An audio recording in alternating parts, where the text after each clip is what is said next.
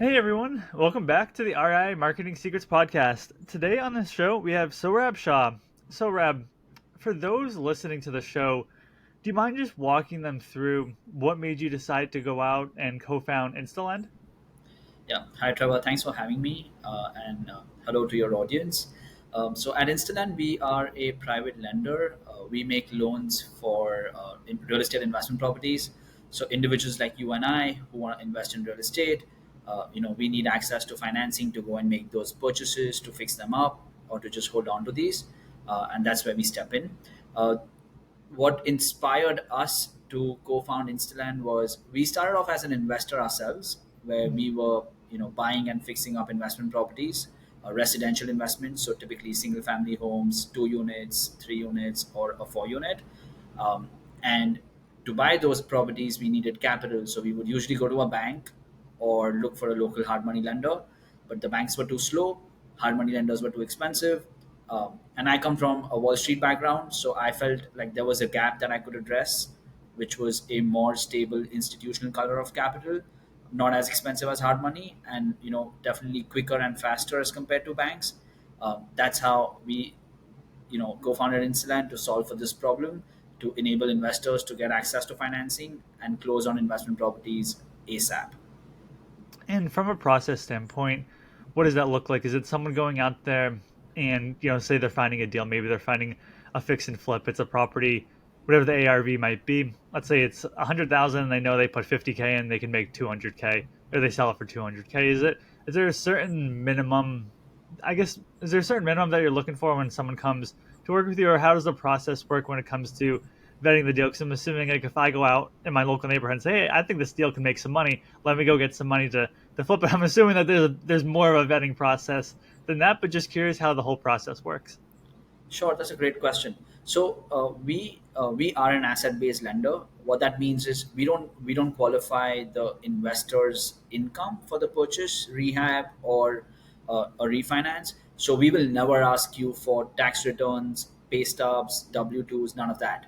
We focus our underwriting on the underlying subject property.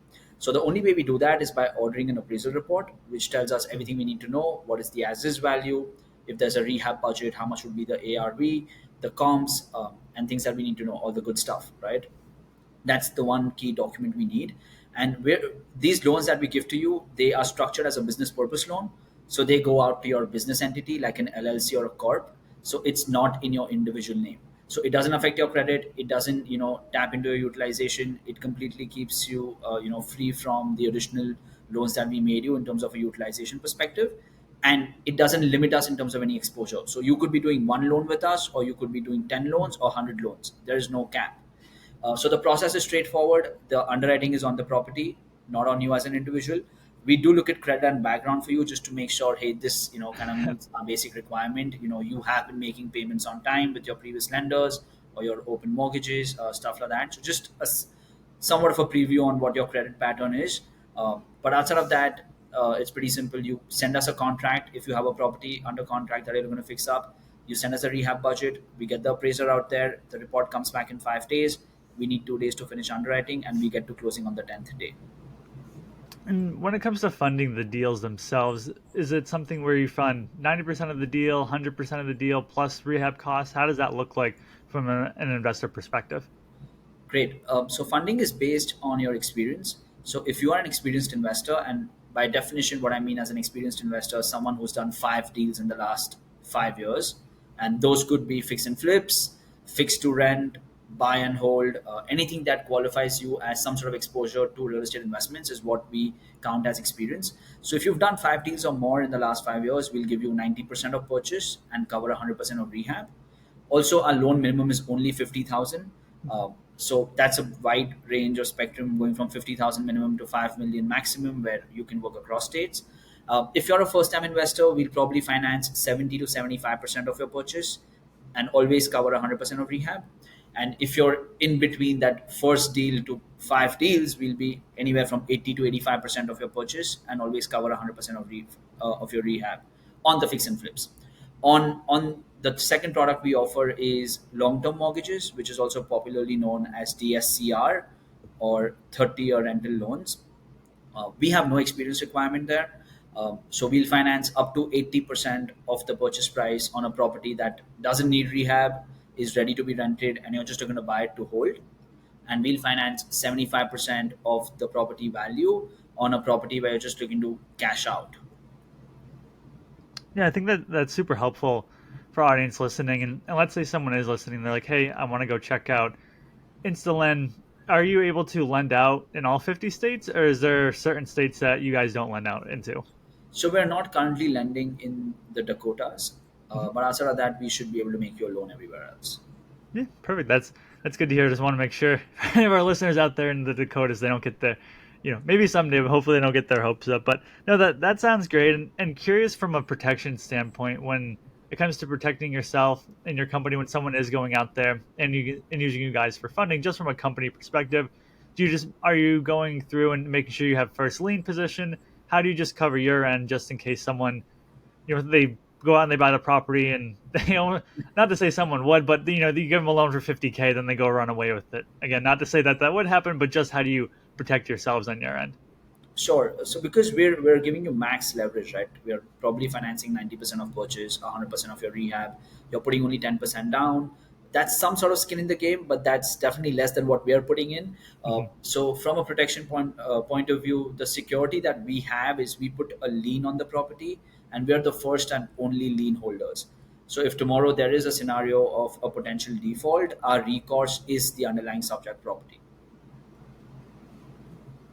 Yeah, I think that's also very helpful for audience to know. It's just how you guys can protect yourselves. But curious, if someone does go out and they go through and get a loan through your company, how does it look like from your standpoint and there might be different interest rates, different things like that that you charge depending on prior performance, experience, credit, however it may be. But is it something like, just again hypothetically as an example, someone comes to you, you charge them say a 10% interest rate with maybe 3 to 4 points, and then do interest only for a year, and then have a balloon payment at the end of that 1 year? Is there's every single deal? I mean, obviously a smaller rehab is probably going to take less time than say a $5 million rehab. Just curious what it looks like from your standpoint when it comes to financing these deals, and what someone could expect. Because at the end of the day, I know you guys have to make money. It's not just like I can go out there and get free money, or is it more just origination fees? Just curious what that looks like.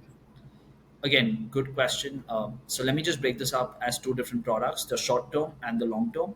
The short term is for up to 12 months, which is on anything that needs a rehab. It could be residential 1 to 4 units, it could be PUDs, condos, townhomes. It could also be a commercial property, which is 5+ multifamily apartments, or a mixed use. Anything which is short term, our interest rates start at 11%. They are interest only monthly payments. They have no prepayment penalty. So to answer your question, if you're doing like a really cosmetic rehab, is you're going to knock it out in the next 2 months or 3 months and going to pay us back, you don't need to carry that interest only mortgage for up to 12 months. You finish your work in 3 months, you either sell the property and pay us back without any prepayment penalties, or if your exit is to just bring in a tenant and hold on to it, then we just refinance into a 30-year mortgage. So that's the short term. In terms of the long term, which are 30-year mortgages, the rates start right now at 7%. And we offer different pricing options. It could be a fixed rate mortgage, it could be an adjustable rate mortgage. We can do interest only. So depending on where your DSCR is, how much you're looking to cash out, what is the leverage you're seeking, or what is the rate you're seeking, we can work with you and structure pricing based on those requirements. um, Outside of the interest costs, in terms of our fees, we have no fees upfront. Uh, our fees are at the time of closing, which means we've performed to make sure that the loan is at the closing table, and our fees include 2% in origination fees, not 4 or 5. It's 2%. It's standard, regardless of the loan amount, whether it's a 50K loan or a 500K loan or a 5 mil loan. It's the same amount of work we put in, but we don't discriminate with pricing. And we have a fixed fee towards application processing and underwriting, which is a cumulative total of 1690, which is also paid at closing. That's definitely a lot cheaper than when I closed on my house. I think the closing costs were like, oh, I don't know, 20, 25,000, however the number may be, and that one was killer. Just spending that, it's not going towards the mortgage or anything. It's just going straight to the bank. But have to do it. But just curious, when it comes to your company, what really sets you apart as a leader versus in the space versus say another company in the space? So I think we've tried to always identify how do we set ourselves apart from our competition, from our peers. What can we do better to service our clients, and a few things that we feel could be the qualifying talking points for us would be we're direct to appraisers, so we try and make sure that as a client you have visibility, full control into the turnaround time, into the values. We try to remove the middle layer, which I don't know, a lot of other lenders are doing it. We've tried to keep the loan minimum to only a 50,000, so that allows us to be active in a lot of states where property values may be lower but cash flows may be higher. So just to name a few, if you look at Ohio, you look at Michigan, somewhere in the Midwest, these states have low property values, but they are good cash flow investments. We have no fees upfront, which is always great. We can get you a pre-qualification letter without running credit, based on the representation you make with us, and only once you have a property under contract is when we will run credit. And outside of that, it's really the structuring and the consultation that we offer when you bring in the loan, where we want to make sure your experience is worth your time, worth the fees that you pay us. We won't just tell you, hey, this is the box, either you send us something that fits the box or it's a denial. If something is out of the box, we'll structure it with you to bring it back in the box. So sometimes there are situations where you had a great credit score all along, but say you just happen to have an auto pay payment which got missed because you switched bank accounts, and that dinged your score.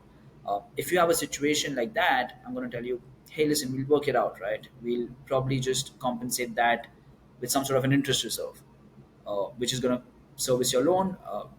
Something that you are anyway paying for. It's just that it works as a compensating factor. We have the ability to bring on co-guarantors for you.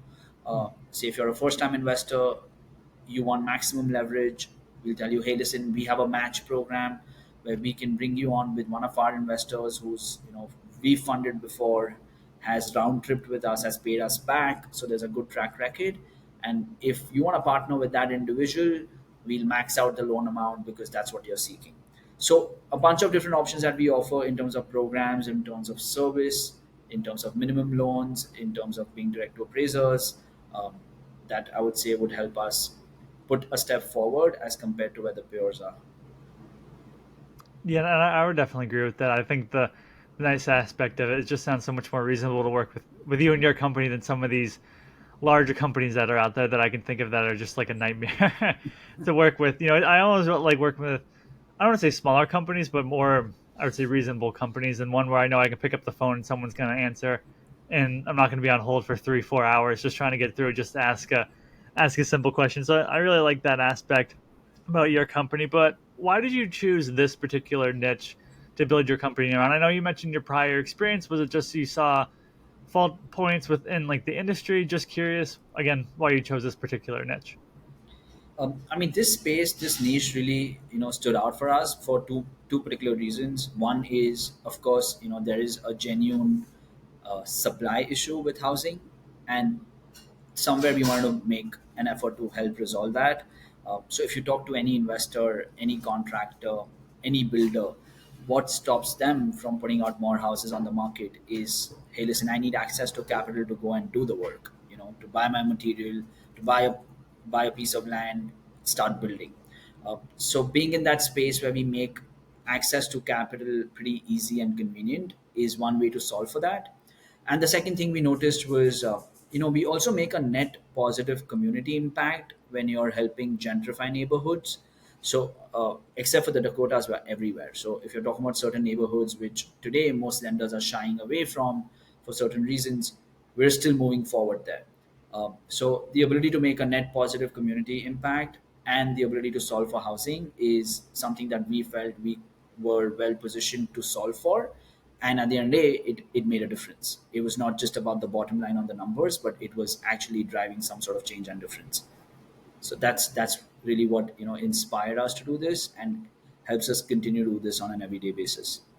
Yeah, that's awesome to hear. But I'm curious to hear your take on just real estate as an asset class this year, and what your thoughts are. I mean, I haven't seen as much in the when you say your fix and flip space, other than there's just been low inventory in the space, just given everything that's happened in the last little while, but I've seen like multifamily investors get absolutely crushed, and with these different loans that they took out, and I could take a and you could take a look. They over leverage themselves. They didn't have any caps on their rates. I know it's just there's a whole host of sense. And obviously, multifamily investing in like a 300 unit apartment complex is going to be different than me going down and fixing and flipping a house down my street. But just curious from your perspective, how you think the real estate as an asset class is going to perform this year. So that's something that I mean, there's so many driving variables. The most important one is the cost of capital, interest rates, right? I mean, we've Hmm. seen the rates peak from being at close to 0% to where they are today in a span of 24 months. Now, higher cost of carrying impacts investors like you and me, and then it impacts lenders who then are not able to make these loans. Uh, I mean, my personal take is that there is a genuine shortfall in the inventory that is available, and you can actually tie this in when you look at the sliver of the real estate stock as new inventory that came to the market. I think this was last probably 1980s, 1970s to 1980s. And since then, we've only seen the same houses being refurbished and traded, right? New Hmm. buyers buying the same old house, refurbishing it, rehabbing it, and selling it again. So my personal take, or rather our internal thought process on real estate is that to solve for this genuine housing crisis, you need to put out more inventory. For that, you need more access to capital. Of course, you can have your cycles of real estate, like we saw GFC in 2008, which was more Hmm. subprime driven. We're seeing the interest rate impact on the ability for investors to do more transactions right now. Also, the higher interest rates are getting many qualified buyers out of the space because their mortgage amounts are not working out given the higher cost of capital. But as you see the rates starting to come down, which is what everybody is guiding towards sometime in this year, the Fed's expecting 325 basis points reduction. That's definitely going to help kickstart the momentum. A lot of qualified buyers, a lot of investors who've been on the fence are going to jump back in. So we are net pretty optimistic, pretty positive um, on real estate as an asset class, both from an investment perspective and also from an end use primary residence driven demand.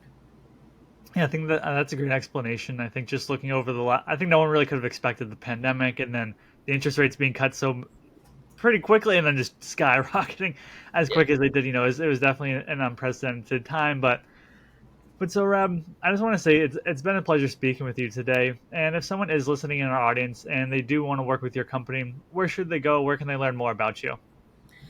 Thank you. I had a great time talking to you as well, Trevor. You can find us easily through our website, which is instalend.com.